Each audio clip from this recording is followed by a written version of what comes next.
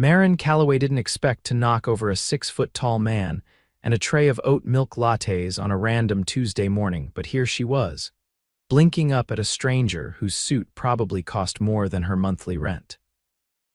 "Oh my God," she gasped, scrambling to her feet, slipping once on the wet tile before he caught her elbow. "You okay?" His voice was deep, calm. He didn't sound mad. That made it worse. "I wasn't watching where I was going," she blurted out, brushing latte foam off her jacket sleeve. "I'm so sorry. I'm just here to visit my friend. She works on the 22nd floor. I didn't mean to. It's fine." His mouth twitched, almost like he was fighting a laugh. "You sure you're not hurt?" "No, I'm well, maybe my dignity," she muttered, cheeks burning. He looked down at his drenched suit, then back at her. "It's just coffee. Happens." She glanced around the sleek marble lobby of the building. The security guards were watching. Her friend hadn't come down yet, and this guy, he wasn't just anyone. There was a quiet authority in the way he stood, even soaked in espresso. His jacket was tailored, his shoes spotless well until 2 seconds ago. "I'll pay for your dry cleaning," she offered, reaching into her tote bag for her wallet. "No need." He held up a hand. "Seriously? You sure?" "Because I feel awful, like truly awful. I promise it's fine."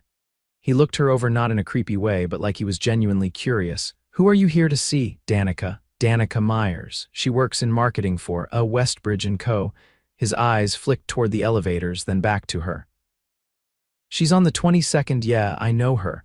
Of course he did. Everyone here probably knew everyone else. She felt like a fish in a very expensive aquarium. "I'm Marin, by the way, Marin Calloway." He reached out, shaking her hand with a firm grip. "Foster O'Connell." "Foster," she blinked. "That's a strong name," he laughed, and this time it wasn't restrained. It was real, warm. "Thanks, I think." Before she could say more, the elevator dinged and Danica came rushing out in heels and a blazer that screamed corporate boss. "Marin, you made it," her friend called, hugging her. Then she glanced at Foster. "Oh no, did she run into you?" Foster nodded. "Literally." "I swear this girl could trip over air," Danica muttered, sheepish. Marin elbowed her. "Thanks for the backup." Foster's eyes lingered a beat longer than necessary. "Well, I've got another meeting."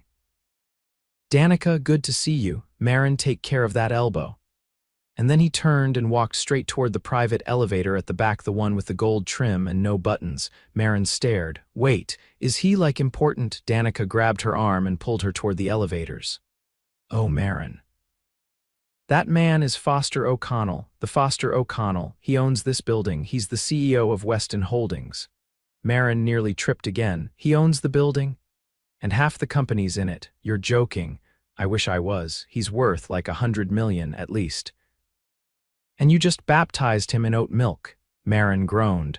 "I want to disappear into the floor." Danica snorted. "You're lucky he's weirdly nice. Some days he barely speaks to people. Other days, well, you just never know with him."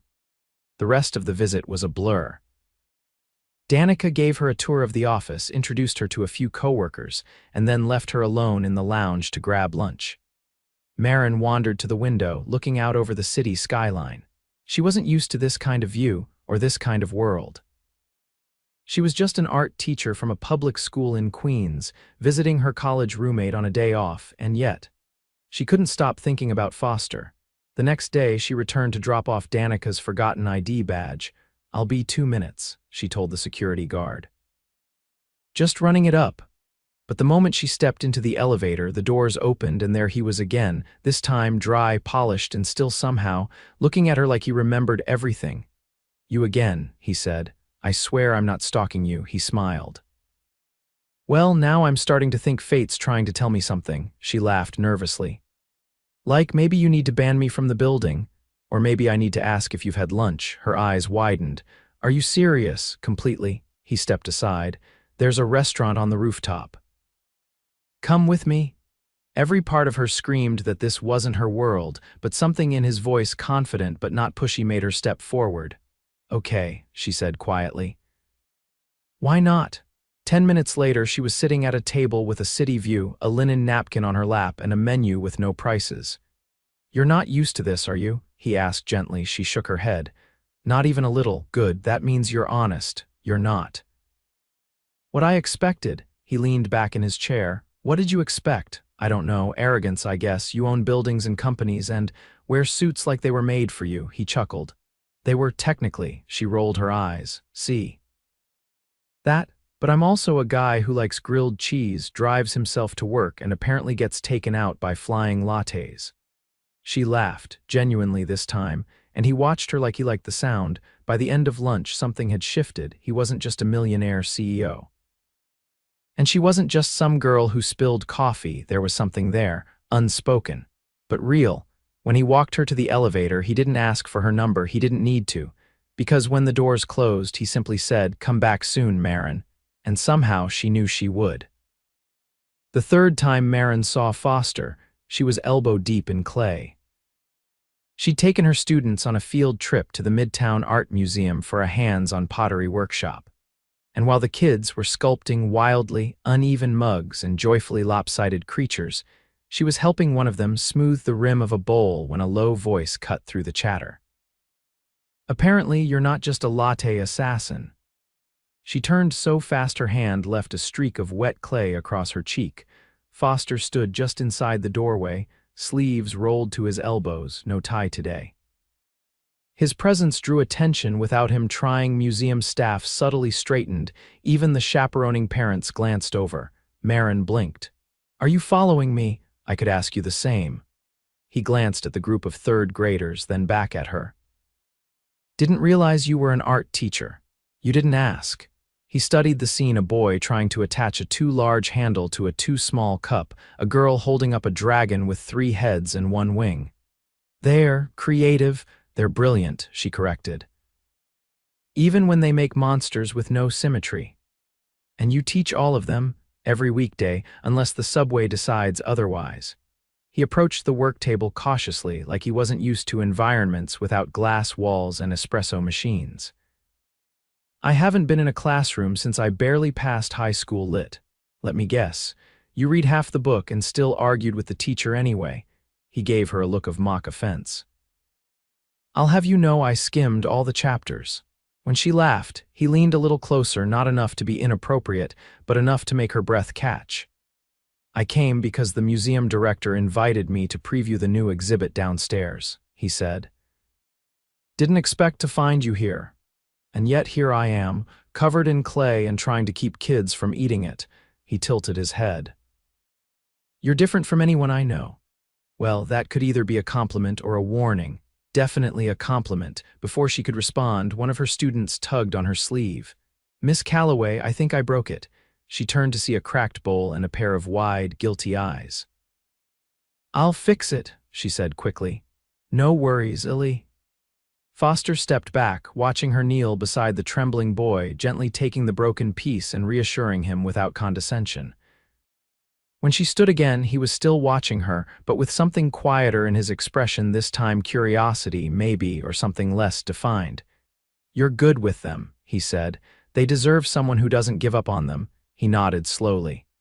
"I'd like to see more of what you do." "If I wanted to, visit your classroom sometime, would that be weird?" She furrowed her brow. "You want to come to my school, if you'd allow it, sure, but no 3-piece suits." "You'll scare the kindergartners." He smiled, not a polished grin, but a real one that softened the sharp edges of his face. "Deal." Later, after the field trip ended and the kids were back on the bus, Marin lingered on the museum steps, waiting for her rideshare. She didn't expect him to be there, leaning against a black car that practically gleamed under the afternoon sun. "I figured you might need a ride," he said. "I already called one." "Cancel it. I owe you for the bowl you just rescued." She hesitated, then got in. The interior smelled faintly of cedar and something expensive she couldn't name. He didn't speak as the car pulled away, giving her space. But after a moment he turned to her. "You're not impressed by any of this, are you?" "Should I be? Most people are." She shifted to face him. "You're successful, that's impressive. But I've met people with trust funds and penthouses who couldn't hold a real conversation if their lives depended on it." He nodded like he appreciated the honesty. "That's fair." "And you're not like them," she added quietly, surprising herself. He looked over, something unreadable passing between them. "Neither are you." The car pulled up to her apartment building. She reached for the door, but he stopped her, his voice lower now. I'm hosting a fundraiser Friday night for the Children's Hospital. Dinner, auction, all that. Her fingers paused on the handle. Come with me, he said. As my guest. She stared at him, torn between instinct and something else entirely. I don't own anything that would fit in at one of those things. I'll take care of it. I don't want to be a project. You're not, he said. You're the reason I want to go at all. She didn't answer right away, but then she nodded once. Okay, he smiled again, slower this time. I'll pick you up at 7. When she stepped out of the car, her heart beat strangely fast, not because of the invitation, but because she already knew deep down this wasn't just a night out. It was the beginning of something neither of them fully understood. The dress arrived in a cream garment bag, hand-delivered by a man in a slate gray uniform who addressed Marin by name and refused to say who sent him. But she didn't have to ask. Inside, nestled in tissue paper, was a navy blue gown with a plunging back and delicately beaded shoulders that shimmered when she turned it beneath the light. Her fingers hesitated on the fabric. It was elegant but not loud, clearly hand-selected by someone who understood restraint disguised as wealth. It fit perfectly. When Foster arrived at her door that evening, he didn't comment on the dress. He simply offered his arm and said, "You look like the reason stars were invented." She almost laughed, but the look in his eyes made her forget how. The car waiting downstairs was different from the last. Longer, sleeker. The driver wore white gloves. No words were exchanged as they were ushered in and swept across the city. "Where is this?"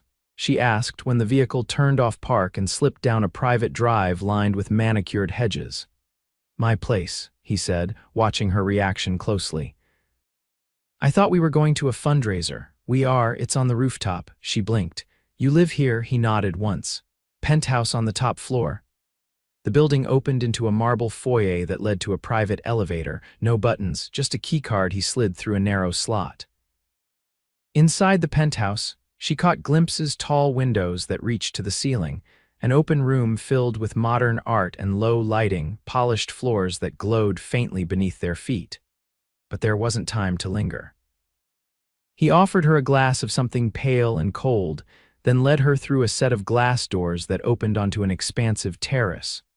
The rooftop had been transformed, string lights crisscrossed overhead like constellations. Tall ferns in gold planters partitioned the space, and a jazz quartet played beneath a white canopy. Waiters moved soundlessly among the guests, carrying trays of wine and hors d'oeuvres. Men in tailored tuxedos glanced at their watches. Women in gowns the color of smoke and sapphires leaned in close to whisper behind jeweled fingers. Foster's hand hovered at the small of Marin's back, guiding her forward without pressure. "I've never been to anything like this," she said under her breath. "And yet you belong here more than anyone," he replied simply. They made it halfway across the room before a tall woman with a severe chignon and a neckline that defied gravity stepped in front of them. "Foster," she said, leaning in to kiss both his cheeks. "You're late." "I wasn't aware there was a call time," he said dryly, her eyes slid to Marin. "And this is—" Marin opened her mouth, but Foster beat her to it. "Marin Calloway, she's with me." Something flickered in the woman's expression, but she recovered quickly. "Lovely." "I'm Camille, chair of the hospital board." Marin extended her hand. "Nice to meet you." Camille's eyes dropped to her bracelet, a thin chain of silver and sea glass beads her students had made for her last Christmas. "Charming," she murmured, then turned back to Foster. "I'll see you at the podium." As Camille moved off, Marin exhaled slowly. "I think she wanted to burn me alive with her stare." "She tried," Foster said. "Didn't work." They made their way to a table near the stage. The evening passed in a blur of speeches and applause. Dishes were served in courses she couldn't pronounce, and the wine was poured from bottles older than she was.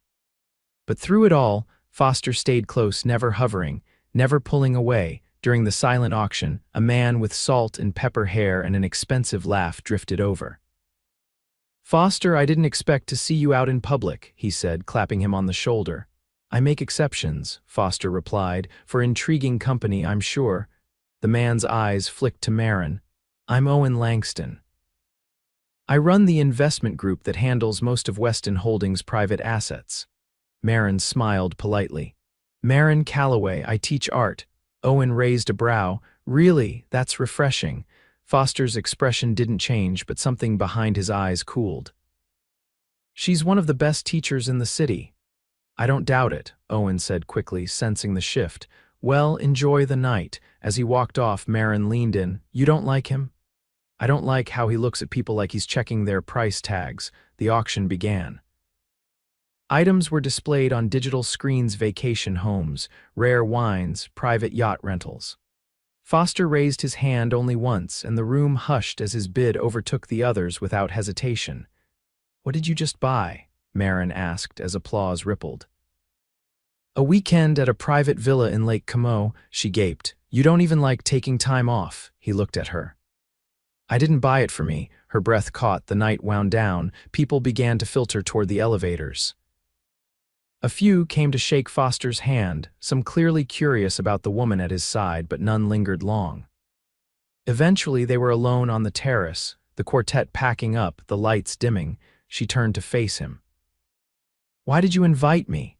Because every time I see you, I feel like I've lived half my life asleep. She froze. I'm not saying that to impress you, he added. I know you're not interested in any of this, but I want to know what you're thinking when you look at a broken sculpture. I want to know why you wear your hair different every time I see you. I want to know what made you laugh so hard you cried. Marin swallowed. You don't even know if I snore.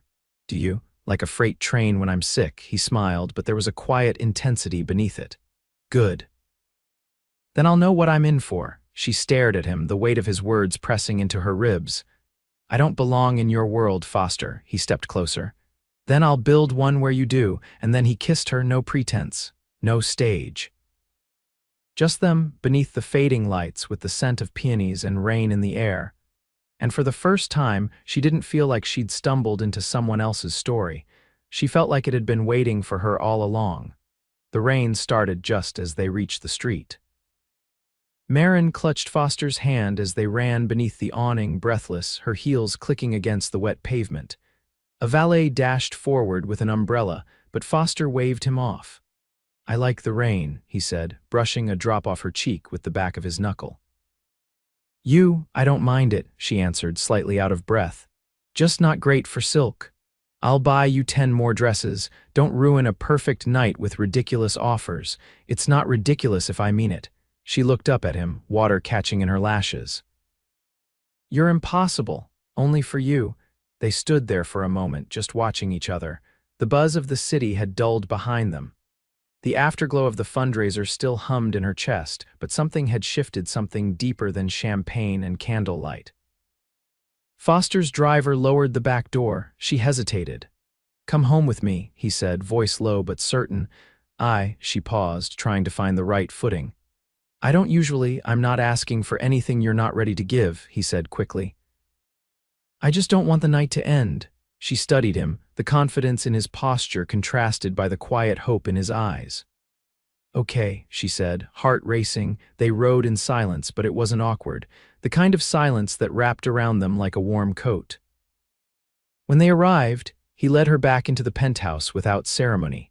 No dramatic reveals or grand gestures, just the soft click of the door behind them, and the faint sound of music playing somewhere in the background. He poured her a glass of wine and then, without asking, took off his jacket and draped it over her shoulders. It was still warm from his body.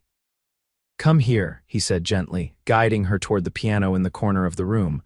I want to show you something. You play badly, he admitted. But my mother did. She used to sit here and play Debussy after long board meetings, like the deals she made weren't just numbers but stories. Is she? She passed a few years ago. He touched the keys, letting a few soft notes ring out. She would have liked you. Marin sat beside him on the bench, their knees grazing. Why? Because you'd have told her when she was being too sharp with people, and because you'd have made her laugh. She liked people who didn't tiptoe. Marin leaned her head against his shoulder. What happened to your father? He left when I was 12. I haven't seen him since. Foster's fingers stopped moving, resting gently on the ivory. I think it's why I built everything like this, not just the business but the control, the distance. I didn't want to be left behind again. She turned toward him. You're not alone now, his eyes searched hers, but I'm afraid I don't know how to hold on to something real. You don't have to hold on, she whispered. You just have to show up. He kissed her then, not like before, not with the slow burn of rooftop charm or the heat of champagne. This kiss was quieter but more certain, like the beginning of something that didn't need an audience. Later, as dawn crept through the floor-to-ceiling windows, Marin sat curled in one of his oversized chairs, wrapped in a blanket that smelled faintly of cedar and leather. Foster made coffee in the kitchen, moving with a comfort that surprised her. I could get used to this, she said, watching him pour a mug. Good, he replied, because I have a proposition. She raised an eyebrow. If it involves a yacht or a villa, I'm walking. It doesn't, it's about your students. That made her pause. What about them? You ever think about having your own space, a studio where they could come outside school hours, somewhere for community workshops, gallery nights, real materials, not dried-out paint trays and broken crayons? Marin blinked. Of course. But that kind of space costs. I've already found a location. Midtown, just off 53rd, natural light, safe neighborhood. I'd fund it. Quietly, you'd run it. She stood slowly. You're serious? I want to do something that matters. And I've seen what you give those kids with nothing but scraps and belief. Imagine what you could do with more. She walked to him, heart full and sharp at the same time. Why are you doing this? Because I love you, Marin. The words hit her like a gust of wind, sudden, undeniable. He held her gaze. I didn't plan for this. You knocked me over literally and figuratively, and I haven't been able to breathe right since. She reached up, her hand brushing his jaw. I love you too, but I don't want to be someone you save. I want to build something together. I want to matter not because I'm a good cause, but because I'm me. You do matter, he said. Exactly as you are. They stood there a moment longer, the city waking beneath them, the sky soft with early gold. Weeks passed, and the studio opened in early spring. Marin painted the wall herself, an abstract mural in blues and ochre with her students beside her. Foster helped hang the sign out front, the Marin Collective. He never asked for credit. He never needed to. He came by in the evenings, sometimes still in his shirt sleeves, sometimes with dinner, always with patience. The kids learned to expect him, even teasing him when he couldn't tell a watercolor brush from a fan brush. One evening, as they locked up, Foster held her hand and said, I've never felt more at peace than I do right now. Marin leaned into him. That's because you finally stopped running. I wasn't running, you were, from being known. He kissed her temple. Not anymore. The summer brought warmth and color and a quiet rhythm they hadn't known they needed. No fanfare, no headlines, just two people who'd collided by accident and stayed by choice. When he knelt in the middle of the studio one afternoon, paint on her cheek and students watching from the doorway, he didn't pull out a diamond the size of a chandelier, just a simple gold ring and a question that needed no rehearsed speech. She said yes before he finished asking. The day Marin and Foster exchanged vows, there were no cameras, no society pages, no velvet ropes or gold-plated invitations. Instead, there was a garden tucked behind a historic brownstone in Brooklyn, wisteria draped from an old trellis, and a soft breeze that carried the scent of wild jasmine. Chairs were arranged in uneven rows, their ribbons hand-tied by her students after class. A string quartet played a song Foster had once heard her hum under her breath while rinsing paint brushes. Marin wore a gown with no train and no corset, just silk that moved when she did. Her hair was pinned loosely, a few strands falling around her face the way he liked. She walked barefoot down the grass aisle, her bouquet a mess of wildflowers she'd picked herself that morning. Foster stood waiting beneath a canopy of ivy, wearing a dark blue suit that matched the sky just before rain. His tie was crooked, thanks to a nervous 12-year-old who insisted on helping him get ready. You're late, he whispered as she reached him. You're impatient, she whispered back. I've been waiting since the moment you crashed into me. Their vows were spoken in low voices, promises that didn't need theatrics. He promised to show up even when it was hard. She promised to stay even when it got messy. He promised to listen. She promised not to let him take himself too seriously. They both promised to keep growing, never side by side out of habit, but always face to face by choice. Afterward, they danced on the lawn to a scratchy vinyl record of Billie Holiday, surrounded by mismatched lanterns and laughter. No one wore tuxedos. Some of the kids had mud on their shoes. At one point, someone dropped a tray of mini quiches and no one cared. It was imperfect. Honest. The kind of day that didn't need retouching. That night, they didn't fly off to a secluded island or a waterfront mansion. They went home to the penthouse. Marin kicked off her shoes at the door, trailing her dress behind her like a forgotten ribbon. Foster carried the cake, half sliced in a bakery box. "You're marrying a woman who just ate 2 servings of macaroni salad," she said as she curled up on the couch beside him. "I married a woman who made me want things I didn't believe in," he said, pulling her close. She rested her head on his chest. "Like what? Peace, a home." "My own story." They fell asleep like that, in formal wear and bare feet, the city's lullaby humming through the windows. Seasons passed. The studio grew.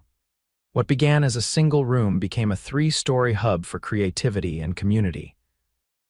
There were after-school programs, weekend exhibits, and a scholarship fund that quietly bore the name O'Connell, though Marin never mentioned it to her students. She taught them to create for the joy of it, not for recognition. Foster stepped back from day-to-day operations at Weston Holdings. He served on the board, mentored young entrepreneurs, and spent his mornings on the rooftop terrace drinking coffee beside the woman who'd taught him more about courage than any executive deal ever had. One spring evening, Marin came home to find the lights off and the studio quiet. She walked past the front gallery expecting to see a forgotten backpack or a stray paintbrush. Instead, she found Foster in the back room, standing beside a covered canvas. "You weren't supposed to be here yet," he said, brushing his hand through his hair. "I could say the same about you." She approached the canvas. "What is it?" He hesitated, then pulled the cloth away. On the canvas was a painting unfinished, rough around the edges, but unmistakably hers.